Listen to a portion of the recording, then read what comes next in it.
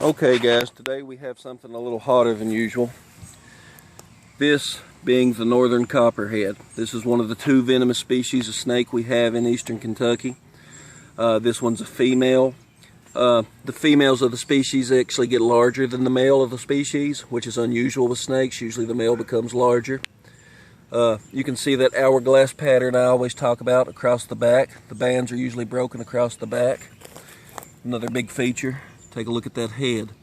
The swellings on the side are the venom glands. Okay. These are one of the most common snakes we run into in Kentucky, and they're one of my favorite snakes that we run into in Kentucky. Now, the copperhead, though venomous, is a very beneficial snake and a very abundant snake. I found as many as 20 in an hour one night after a rain. They're locally everywhere. Copperheads are pretty easily identifiable by the pattern they have, the shape of their heads. Notice the pupil, if I can get it in focus. Notice the pupil is triangular and also a golden color. Okay, the head is pretty much typical of a viper. You can see the pit between the eye and the nostril. There's a good shot of the eye.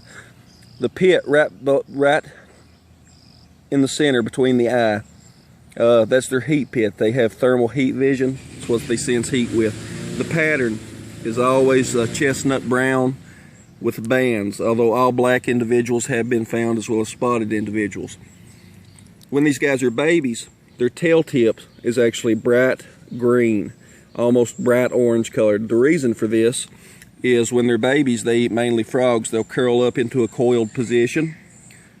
They'll raise their tail and they will wiggle it to attract frogs and lizards, and when they come to investigate the little wiggling grub worm, the copperhead eats them. Copperheads have live birth. They can have anywhere from 6 to 12 babies. They breed every year. These guys have quite a few natural predators. Hawks eat these guys, as well as king snakes. I've seen racers eat them. People kill them all the time, and I understand if there's a dangerous snake in your yard, near your children or your home. I can kind of understand killing it, but the best thing to do would be to call someone to come remove it.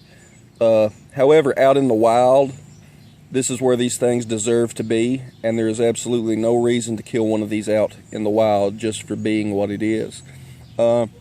Talk a little bit about bites from copperheads. I've took 2 bites. I took 1 bite to the finger from a baby. Wasn't very bad. Then I took a bite from a female about 2 foot larger than this one. This one's about a 1.5 foot long. Okay, the second one, what you're going to have mainly with copperhead bites is extreme pain. There's quite a bit of swelling. I swelled all the way from my hand up to my chest wall. I then developed cellulitis, which is a blood infection. I had to have IV antibiotics for days. There has never been a recorded death in the state of Kentucky from a copperhead bite.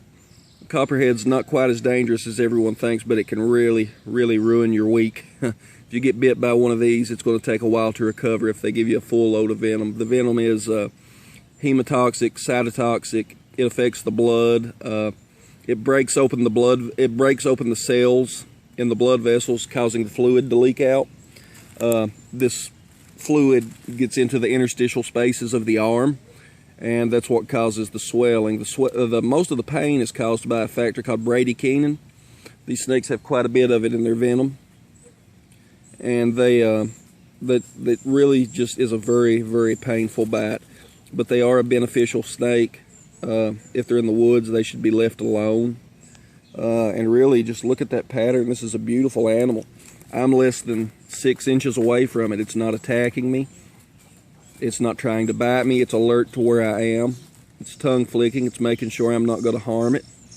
But in this situation, I am perfectly safe. I have a stick to maneuver the animal. I didn't happen to have a hook with me when I come upon it.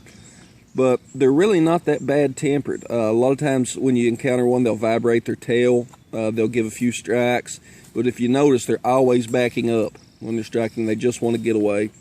These are beautiful animals that deserve our respect. This is the product of millions of years of evolution. The venom glands, the venom delivery system, the fangs are absolutely incredibly fascinating. It's just one of my favorite snakes, and I don't have enough good things to say about it. Of course, as I stated, a bite really hurts, and you should really be careful around these guys. These guys love living next to wood piles. They love getting under old buildings. They love getting under tin and boards. Any place that harbors mice and rats, you're going to find these guys. They'll eat just about anything. They eat frogs. They eat any kind of small mammal. I seen one swallowing a dead bat on the road one time. I mean, they're really not finicky feeders at all. But like I said, I love these animals, and I want everyone else to love and respect them too. I mean, you see on TV shows, everybody's handling them, jerking around. Oh, it's so dangerous, it's so dangerous. I'm such a adventurous guy for handling this snake. This snake doesn't want to hurt me. The snake wants to get away from me. I'm going to do something that should never be done, just to prove a point.